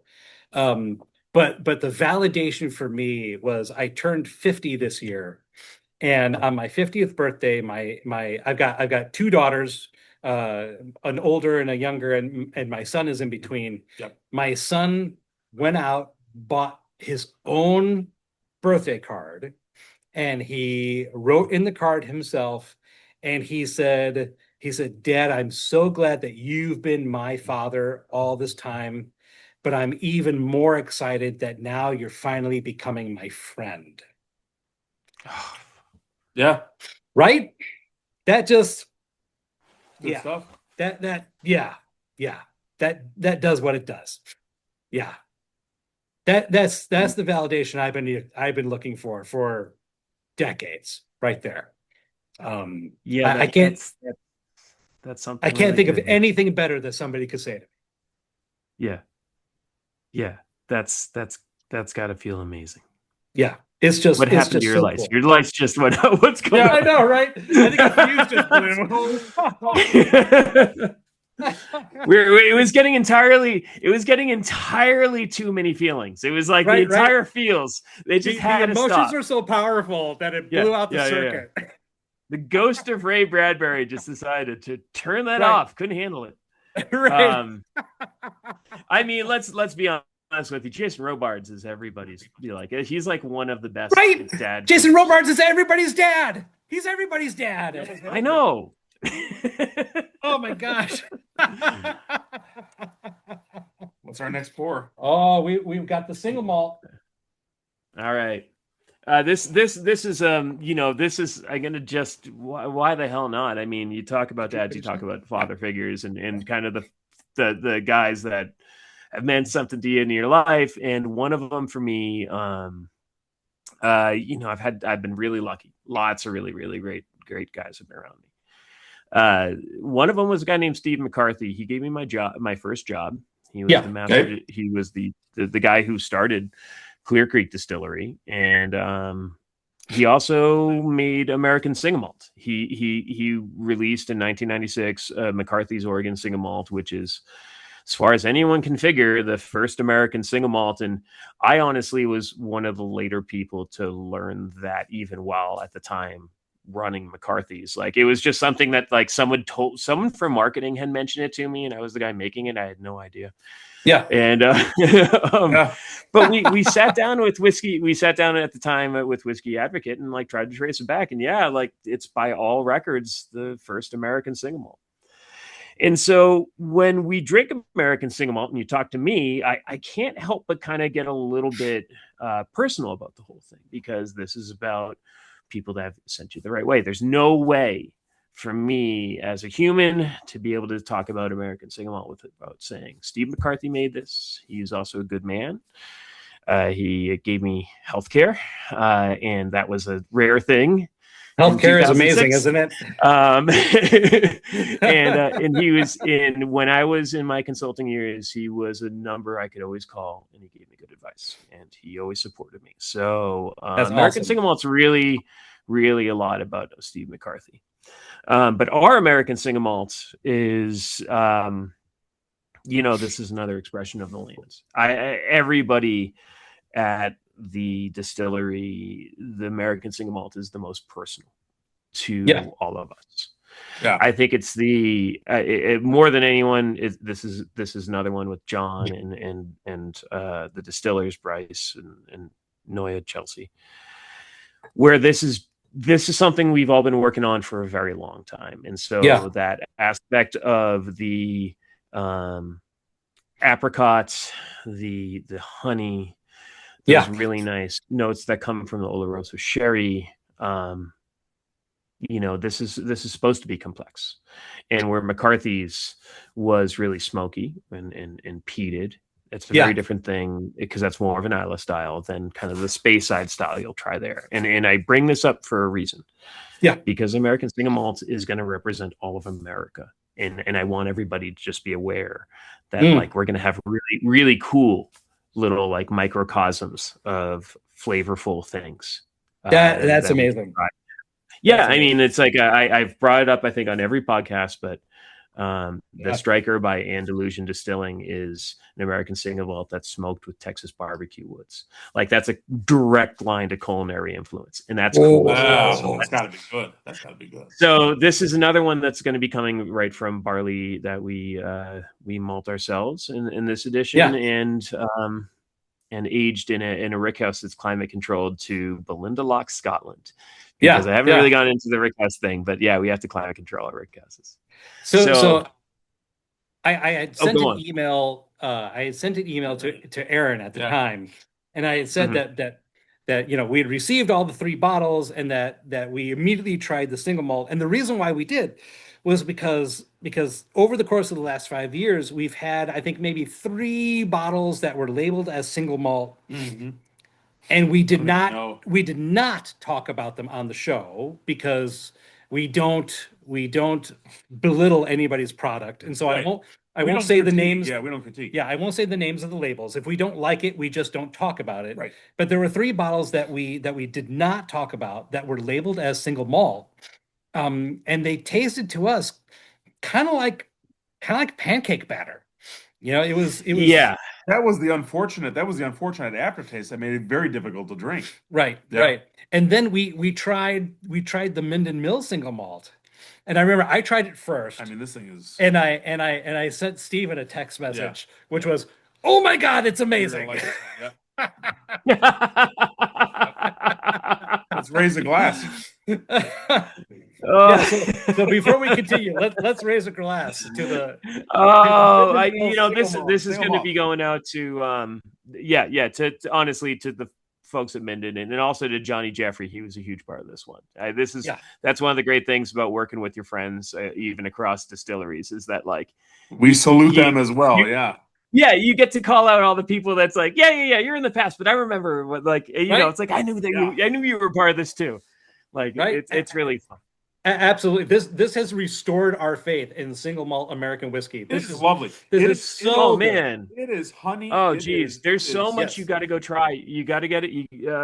Whatever you do immediately, you got to go get something called the Quintessential from Cedar Ridge. Okay. Just go get it immediately, and then if you want Murphy on the show, he's smart, and I think he knows how to. I think I've seen that on the shelf. Yeah, I think so. Yeah, absolutely. The Quintessential. Murphy's got at least a 5th grade reading experience. I'm pretty sure. we definitely need to tag him on that. Yeah. No, it's a little bit of a challenge. Not much. I know he's a great guy, and honestly, the Quintessential is like one of those just amazing single malts that I was turned on to by the folks at Lost Lantern. Yeah. I'm gonna name drop everyone who I think I want. I'm gonna try to call out as many cool people as I want, because I want people to know that they're out there. Yeah, absolutely. But yeah, like the folks at the Independent Baller, Lost Lantern, they do great work too, and introduced me to the Quintessential, and I immediately thought that's one of the best American single malts I'm ever going to have. So, and he's a really smart, fun guy. Well, this ranks the top of our list and some of our recent tasting for our small little podcast. We will definitely try the Quintessential, but this, so far in our experience, This is This the brings best. it to the top for us. This Oh. really is amazing. So, okay. Again, American and single malt is about trying to get a real solid expression. And it's about the freedom that the barrels allow you. So I can talk all about my personal stuff with Steve, blah, blah, blah. Let's move on. The reality is that because of the barrel program you can put into it, you can get a really amazing flavor profile that you don't get in other whiskeys. And that because we're using these 4 barrels of new American oak, used bourbon, the shaved toast recharr wine barrels, so they're kind of like, you know what those are, right? There's some wine in there, but there's not a lot. But it's like, because you're doing this long aging, you are happy for that. Right. And then also Oloroso sherry, and so it's a mix of those with mostly 53 gallons, except for the sherry butts, which are 90s and 100s. And that is all aged at a climate-controlled rickhouse to Belinda Loch, Scotland. And the reason we do that, I know, I kind of like blurred this out earlier, but the reason why we do that is that the local humidity is really low. It's at 11% absolute humidity across the year. That's normal. And we were losing like 5% to angel share every month when we were trying to mature in that local humidity. And for us, it was really just about trying to survive in that one. And if you're going to climate control something, like, no doubt, if you're going to design any whiskey, you're going to say, I like XYZ. So if you're like, hey, I like whiskeys that are aged in that region, it turns out, well, you climate control it to that region. So Belinda Loch, Scotland, and also Bardstown, Kentucky for the bourbon. Oh yeah. So when you had a couple of fusions, when you walk into that rickhouse, is it like stepping onto a different planet? Yes. As much as you can, depending on how aggressive the weather is outside. Yes, but it's pretty remarkably different, and I genuinely like being in the Belinda Loch, Scotland rickhouse end of it a lot more than any of the others. It's cold, it's kind of humid, it's definitely a little bit of How many rickhouses do you have on the property? How many rickhouses do you have on here? Two. Okay. 2. It's just the bourbon and rye, and then the American single. And honestly, and that climate control itself has to be a science in and of itself. Researching that climate, being able to have that system in place in the rickhouse, and being able to modulate that in the way that you're doing it. It's data tied to averages off of a weather station. It's actually a little. That's amazing. It's actually a little bit more straightforward than you would think. I mean, but that's amazing. That's amazing. Just to have. I don't know how to build a computer, so I don't know exactly. So the people who are doing that, shout out to them, right? Right. Oh my God, yeah. No, there's nothing but geniuses put this place together. So the thing that I really wanted to talk about as we're kind of moving into the last portion of the show is I wanted to talk about time. Over the course of the last 5 years, Stephen and I have waxed on and on and on about time. I even journal about it. I journal about time. You journal about time, the vagaries of time. Whether time is a friend or time is a thief or time or time is a myth. And what I like about one of the things that resonates with me about Something Wicked This Way Comes is how time isn't necessarily a thief or an antagonist, but time is a fulcrum, right? Sure. And you have a device or a machine that can either push you forward in time, or it can give you back time, but you don't. But for each of us as an individual, we don't get a choice, right? Yeah. Every day happens. We get older, we get grayer. We can think about the things that we have done in the past, but we can never go back and change any of it. Yep. And for me, over the course of the last 5 years, one of the things that I have really enjoyed about whiskeys in general is the idea that we kind of literally have time in a bottle. That's right. Right? We're tasting something right that has been journeying for 4 years or Yeah. 6 years or 15 years, 10, whatever it happens to be, right? And I love the idea, and this is kind of where the whole podcast came from, was the idea that we could sit down, we could read some literature that makes our brains active, makes us think about things, and then we can sip this time in a glass, and we can expand upon what we have already thought of. We can, in a way, because the sipping of the whiskey slows us down, it gives us more time back, more time to think about the things that we've talked about, to think about the things that we've read, to think about the things that we've experienced, to share those things together. You know, our kind of our tagline is what we're reading, what we're drinking, and why it brings us joy. And that's really one of the reasons why we do this, is because this is kind of a catalyst for us. The book and the bourbon or the whiskey or the rye, whatever it happens to be, together, those two things together with the fire pit and friends and stories, cold weather, it makes us live in the moment. Yep. Right. It makes us live in the moment. I think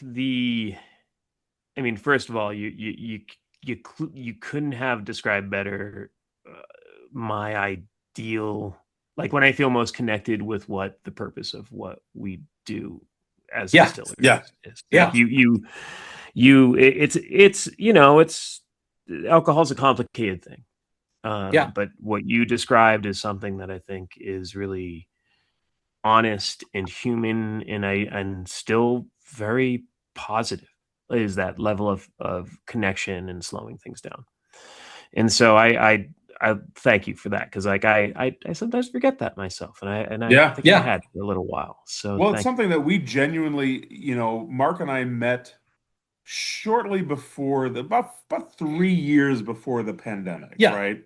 We were serving volunteers. We were serving on the local library foundation board. Right. And we met while we were serving in a volunteer capacity, and we would chat a little bit in the parking lot on the way out from meetings. And we realized that we both had 3 children. We both had 2 girls and 1 boy. The boy is in the middle on both of our families. We both are in industries that are, high stress, high action, and this was our way. And prior to the pandemic, we would just sit in his backyard and talk about books, right, and sip on bourbon. And then we're like, the pandemic hit, and we're like, you know what, we're gonna put this into a modality, into a way, right, in which we can bring a voice to the time and to the things that we enjoy so much. So every other week I'd be at his house, and then every other week he'd be at my house, and we'd be sitting by a fire pit, and we'd be drinking a different whiskey, and we'd be talking about a book that we're both reading at the same time. Right. And finally, at some point along the way, one of us said, what we should do? We should record ourselves and see if we're as funny as we think we are. No. I mean, the reality is that, like, heck, man, if people drink my whiskey and talk about books, nothing is going to make me happier. That is right. It's fabulous, listen, like, Joe. It's fabulous. I certainly don't want you. These are things I don't want you doing when drinking my whiskey. Water skiing. Yeah. I can't do that even when I don't drink. Yeah. Free climbing. Right. Hitting on people, like any of those things. But reading and talking about books, like, please do Let's do it. Let's do it. So to me, that to me is you've really clued into something that's kind of been personal for me. Why I've been so excited to do this podcast. Like, as you can tell, I'm into this. It really got us through the times, through the challenges of that time of COVID, and then it brought us closer as friends. It brought our families closer. Although I don't believe that our wives have ever listened to an episode of our podcast. Not a one, not a single one. And nor do our kids listen to our podcast. Oh, they've been guests on there. I'm pretty sure that Christopher has listened to some of them. Christian has had a couple. Yeah, Christopher has listened to some of them. Kids are almost named the same thing. Yes. Christopher and Christian, right? Those are our sons, right? Yeah. Yeah. Have you read before I forget, you brought time up. Have you read, this is a suggestion from us, it's one of our episodes, the Order of Time by Carlo Rovelli. No, but that sounds great. He's a theoretical physicist. He's written a couple books. There's another one He's called White Holes, which is a theory that tags onto the idea of the other side of a black hole. So he's one of the physicists that is looking for the Hawking, theory of everything, right? And Right. so he's one of the founders of the theory called quantum loop gravity. Right. And it has to do with the relationship between gravity and time. And so there's this book called The Order of Time. It's fantastic. 2017. It's absolutely fantastic. It doesn't, and Rovelli being Italian, and he says this himself, being Italian, he can't just write like a textbook. He references everything back to Greek philosophers, Dante, and Italian. Oh God, yeah. Fabulous. You've got to add that to your TBR list. It's a fabulous book. And one of our episodes, I believe it was season 1. I think it's season 1. So if you go back to season 1, I wrote it directly onto the wood of this. I wrote it directly onto the wood of this workbench. Like it's there. I like that. I like that. That's also just kind of how I treat my workbench. There's a shopping list over here too. Yeah. Excellent. Excellent. So we've been going for a little while here, and we still got to do an oops-isode with you. Gosh, we've been going for almost 2 hours. How are you feeling? Are you okay? An hour and I'm having a blast. Okay, this is fabulous. Okay, good. Fabulous. So let's do an oops-isode. But we're going to do the oops-isode. So we're going to bring this episode to a close, and then we'll do the oops-isode, which is something that we haven't talked about yet. I would recommend we maybe talked about the Dust Witch during the oops-isode. That's our oops-isode. And then we can go back to one of the bourbons. Yes. Back to the Nevada Straight Bourbon. So at the end of the show, all right, so we do a final thoughts here. Okay? Yes. So we're going to ask for a final thoughts from you on the book and final thoughts from you on the bourbons that you have shared. Any one of the whiskeys that we've had. The whiskeys that we've shared. So Joe, final thoughts on the book. Ray Bradbury, Something Wicked This Way Comes. 10 out of 10 book. It's not just it shouldn't just, he's one of the great American authors. We didn't even lose him not that long ago. And if you read it, you will see the influence on this and everything from Stephen King, who definitely borrowed a lot from this book, to even if you're into kind of like some of the more meaningful indie games, like there's a lot of influence on this on a game I love called Night in the Woods. Yeah. That is so special to me and so important. And in that, there's a quote that feels like it could have been directly out of this book, which is, I believe in a world that doesn't care and people who do, which is a little bit more of a contemporary version of something Charles might have said. Wow. So, wow. I really, the legs this book has are pretty long. Yeah. Final thoughts on the book from you, Mark. So it's funny. Bradbury was very versatile, right? And he did genre fiction, but he did fantasy, he did sci-fi. He kind of crossed over between the two. Something Wicked This Way Comes is one of my formative stories that I've ever read. The other one is The Martian Chronicles. And I read the Martian Chronicles before I read Something Wicked This Way Comes, and that the Martian Chronicles probably sparked my imagination before anything else. And really, I've been kind of obsessed with the idea of time since I was a kid. And clearly that has impacted our podcast. Yeah. Right, absolutely. And the Martian Chronicles for me is one of the first things. That was my gateway drug, right? Yeah. The story about the human who encounters the Martian, and they both think that they're extinct. They both think that they're ghosts, right? And they're existing in this kind of this liminal space where when one is living in one timeline and one is living in the other. That was huge for me. And then Something Wicked This Way Comes the duality of good and evil, the duality between innocence and knowledge, and the loss that comes with knowledge, and the understanding that comes with knowledge. Um, those two stories really had a huge impact on me in terms of how I saw the world, how I conducted my life, and to this day, still, I love any type of literature that talks about um, the impact and the vagaries of time at the same time, all at once. Um, and so for me, something wicked this way comes is not necessarily is not a fantasy, but it's an exploration of ourselves, and I love that. Entirely. And you gonna ask me? Yeah, what's up with you? Yeah, what do you think? I feel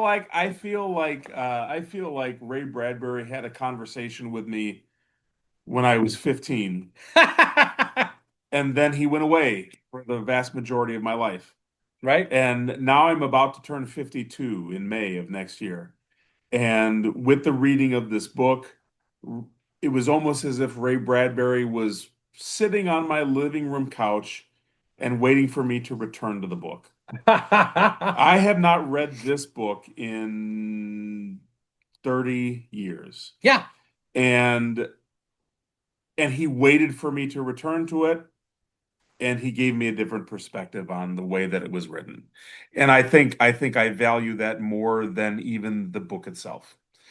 Because I don't think you can have, and I mentioned this at the beginning of the show, when I teach my students The Little Prince every year, it's a different reading of that book than I had the previous year with the previous students. And I think if a book is able to do that, is able to wait for you, then that's the book that you want to have in your life. Dagnabbit, Stephen, why are you making me emotional? Yeah. Stop it. Yeah. So can I ask a? Oh, yeah. Maybe I'll save it for the oops. You can ask anything you want. Ask away. Yeah. Can I ask a question? Yeah. Here's my question. Will this book be lost because it really does factor into concepts of a pre-digital age, where when they talked about who has more pockets than a magician, a boy, who has more in their pockets, a boy. Right. Yeah. My gosh, I love that line. If we are now in a time where so much of just kind of being lost and being not known where you are, and the danger and the excitement of that is gone, for a time where people are so captivated by phones, tablets. Well, but I to your point. So let me just ask you this: is it going to go away? And then two, when I read it the second time, I tried to keep a little bit of that lens on it. Like, is this book dying itself? And how does that change the messaging? Well, we could make that our episode. Wow. But I think it's incumbent upon us, you, me, Mark, podcasts, conversations, to keep those types of books alive. Yeah. Yeah. I hope so. I think that is the journey that we are on by doing the things that bring us joy, what we're reading, what we're drinking, and why it's bringing us joy. Yeah. I think that's incumbent upon me as a teacher when I teach the 80-year-old, book that I teach to my students. Right. And I think that's just part of a narrative that we have to keep moving forward with. Because I agree with you. 100%. I think that is the perfect topic for the oops-sode. So we can devote a good 15, 20, 45 minutes. 15 minutes or less on the episode. Let's go for 15 minutes or less. My wife and I are going on vacation in the morning. I want to get up early. That's right. We're 15 minutes or less. The oops are supposed to be 15 minutes or less. We have not been keeping that very well lately. We're keeping it that way. But we're gonna try for it. All right, we are gonna close this out so we can get to the oops. So thank you, Joe, for joining us on Beards, Books, and Bourbon tonight. We appreciate you spending time away from your family and your moments at home to be with us on Beards, Books, and Bourbon. Thank you as well for the incredibly generous bottles of bourbon that we have been able to taste this evening. Oh my gosh, yes. The Nevada Straight Bourbon Whiskey, the American Single Malt, which is out of this world. Out of this world. And the Nevada Straight Rye Whiskey. We appreciate you sharing your story with us tonight on Beards, Books, and Bourbon. And make sure you check us out on all our social media, wherever you find us. We are on Instagram. We are on TikTok. We are on YouTube. We are on Facebook. We are all over the place. Face. Check us out. Thank you very much for being with us tonight, Joe. I'm so happy to be here, man. Yeah, I look forward to this for. This has been awesome. This has been so much fun. Awesome. So yeah, let's do it again at some point. Definitely going to be back on the show.